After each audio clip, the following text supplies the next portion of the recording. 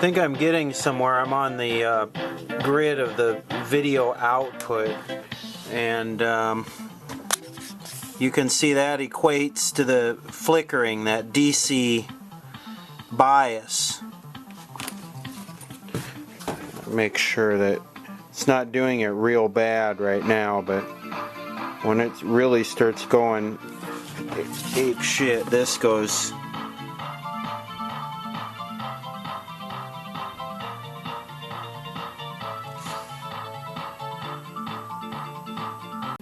So here it is displayed, this bouncing up and down. This, I'm on the video output tube grid, and you can see that this is really, this matches the flashes, this DC bias bouncing up and down. I have a feeling it's got one transistor in it that's in front of this video output. It's a video amp tube like the Zeniths use, and I have a feeling that's what's doing this. I'm working on another Sylvania tabletop with a weird kind of video noise problem, and I've got it isolated down pretty much to this area here, and I have a feeling it's this transistor.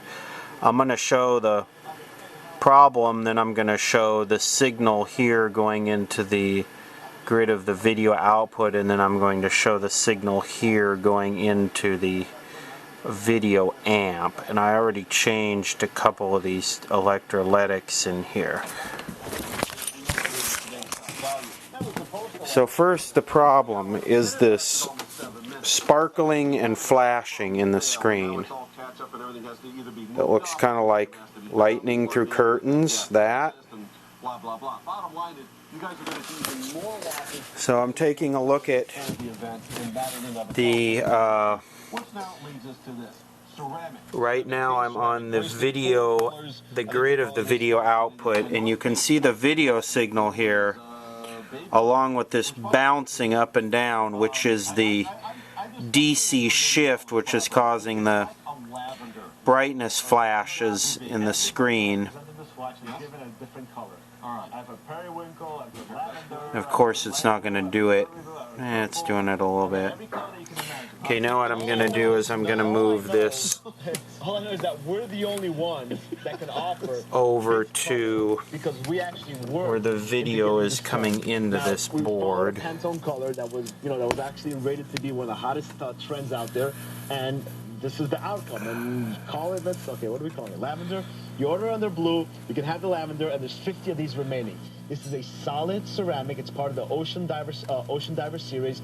This is definitely a ladies' wash. And what's interesting here is the signal is so much bigger, and it's supposed to be smaller at this point.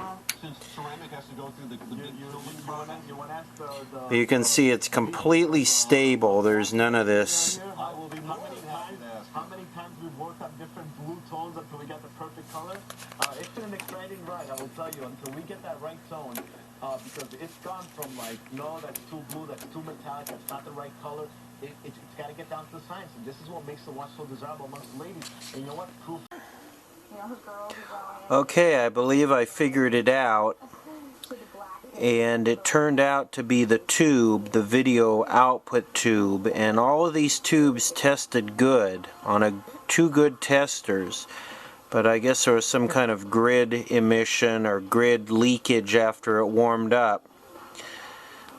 And the first thing I did was I changed this transistor. And let me see if I can...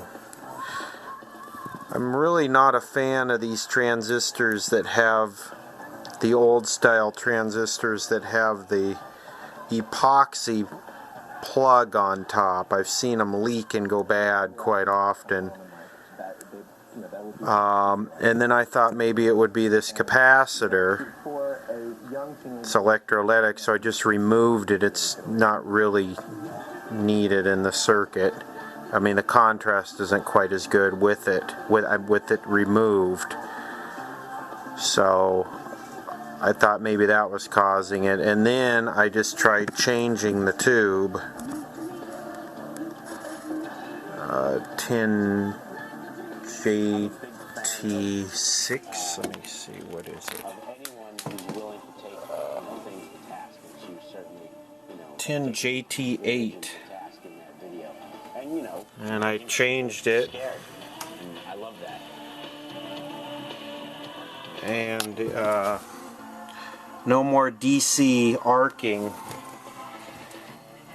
And unlike that other Sylvania that I have that has the red bleed, this one actually has a really good picture. And it'll be a lot better once I get the capacitor put back in it, because that does help with the contrast.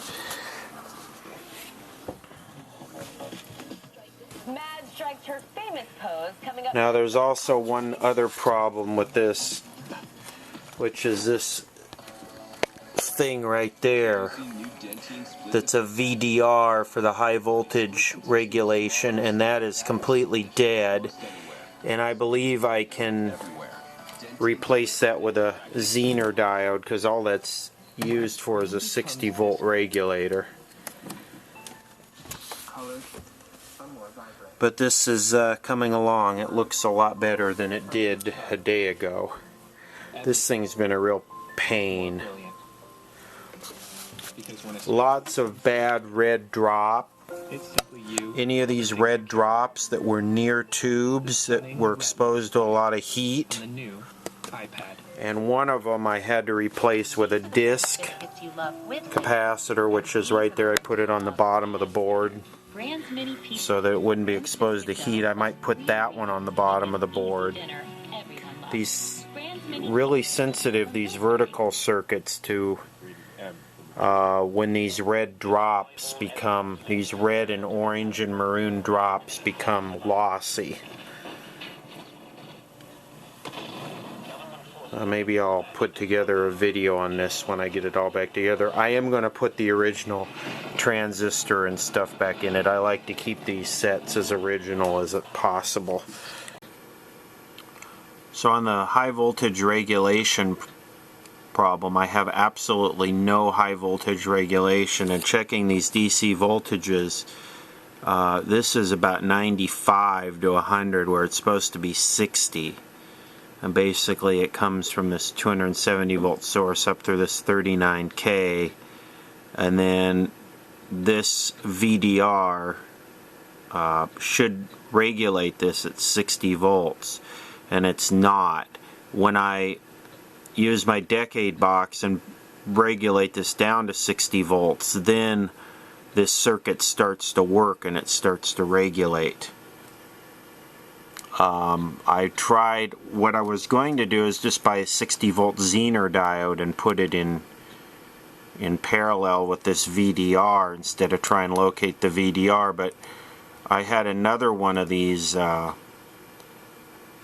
sets, which was the one that I was working on with the color smearing problem, and here is the circuit that it uses, which is basically the same, except it uses a neon lamp here. And I had some of these neon lamps. The voltages are basically all the same. I had some of these neon lamps, so I figured I would just parallel one in there and see how it worked. Here's the little neon lamp, and it regulates this right at 60 volts. So I'm going to just parallel this, I'm going to just parallel it right across there. Okay, we're pretty much back together here.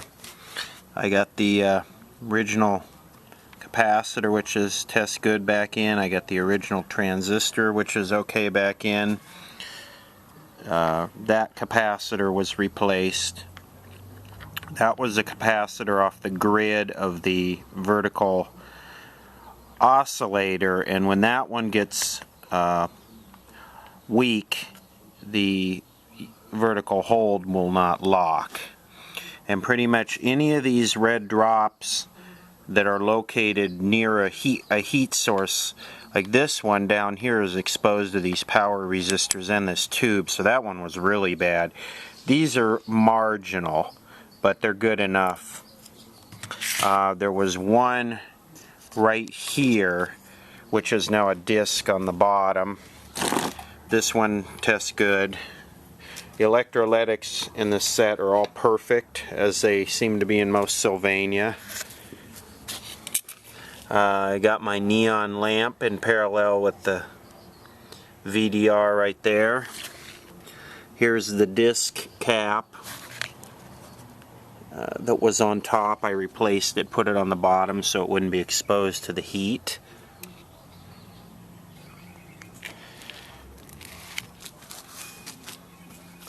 It's a pretty lightweight, minimal chassis. Take a look at the flyback. It has lost a lot of wax, but it works good.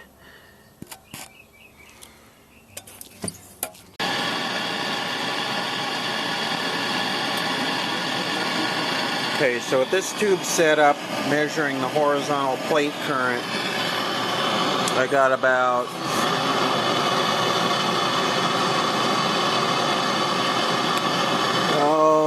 about 280 milliamps on the horizontal output plate, and my high voltage is about 21 kilovolts. I'm going to change the horizontal oscillator and see if it get any different numbers.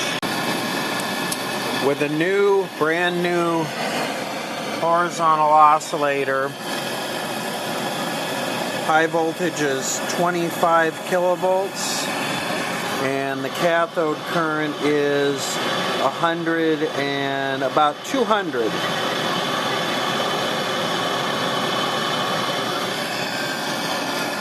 Definite problem with that tube. Wonder if the tubes in this set are gassy or something.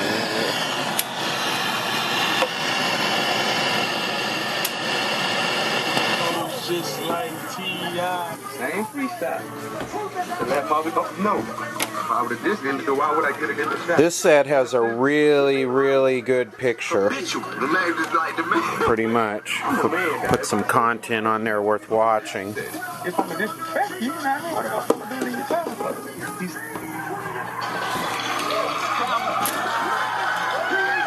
Yeah. And besides, I don't really think that Rihanna's looking to settle down with anybody at this particular time. I think she's just a girl having fun. Don't you love her new song with Drake? I've asked you that before. No, Take Care. It reminds me, because my musical taste is stuck between 1978 and 1986. It's like Colonel Abrams. It's when the music was really good. Anything that starts with... You can see the... down under there, you can see the... It's such a throwback. So, speaking of throwbacks, Naomi Campbell, who we love. Beautiful icon. Neon lamp glowing that I put down there. She's been accused of being a bully.